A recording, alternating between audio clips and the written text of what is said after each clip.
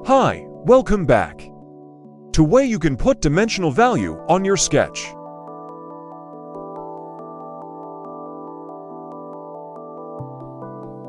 1. After sketching, you can add dimension.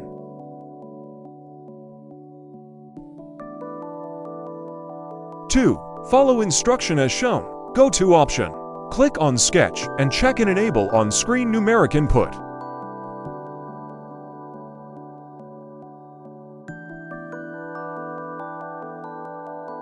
Now put your dimension during sketch to work smartly and dynamically.